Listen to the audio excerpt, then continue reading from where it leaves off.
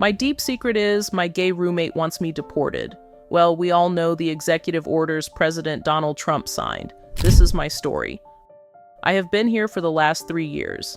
This guy sent me an invite to come here. We started all this on TikTok. Our feelings grew deeper every day, and he decided to invite me here to the USA. I thought he was the right person for me, and I fell in love with him.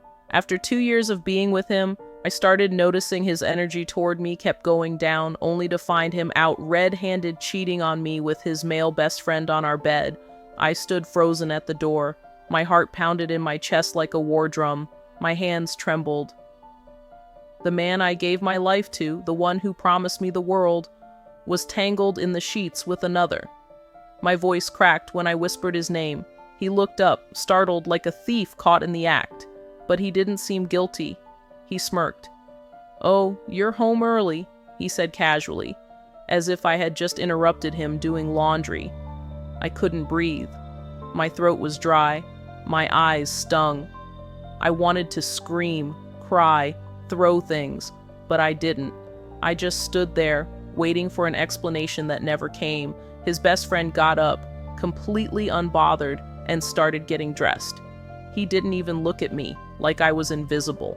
My legs gave out, and I sat on the cold floor, shaking. The man I loved, the man who brought me to this country, betrayed me in the worst way possible.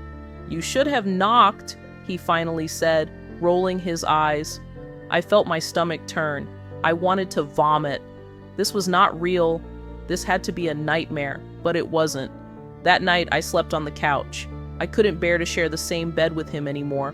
I thought about everything, how he brought me here, how much I sacrificed for him, how I left my family behind for this love that was now shattered. But the real nightmare was just beginning. The next morning, he was cold, distant, like I was a burden in his life. He stopped talking to me. He would leave and come home late, reeking of cheap cologne and alcohol. I knew he was still seeing his best friend. One night he came home drunk and threw my clothes out of the closet.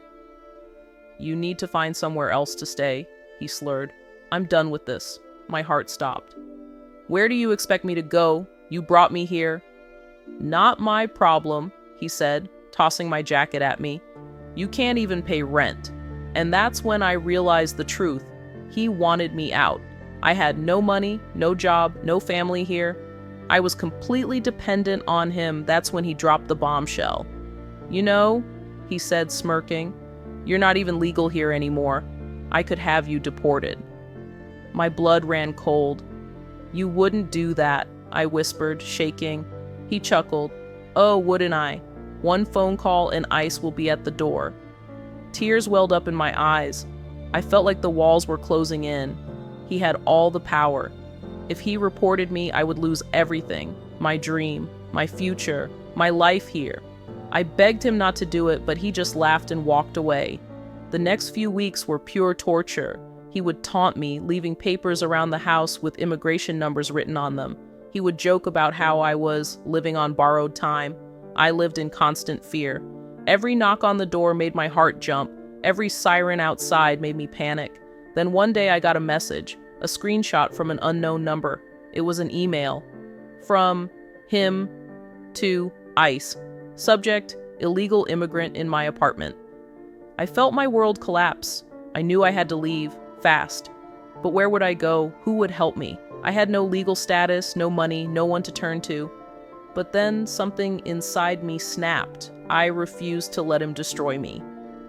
I packed a small bag, took my documents, and ran. I stayed at a homeless shelter for a few nights. I found a small job at a restaurant, working under the table. I met kind people who helped me. Then, one night, I got another text from an unknown number. "Be careful, he reported you." Panic shot through me. I knew I had to move again. I couldn't let them find me. But why was someone warning me? I later found out it was his best friend, the same one I caught him with. He had turned on him, maybe out of guilt, maybe out of spite, but it didn't matter. His warning saved me. I moved to another city, changed my name, and started a new life. It wasn't easy, but I was free from him. He wanted to destroy me, but I survived. And now, I am here, telling my story. Let this be a lesson. Never put your entire life in someone else's hands. Love is blind, but survival is sharper.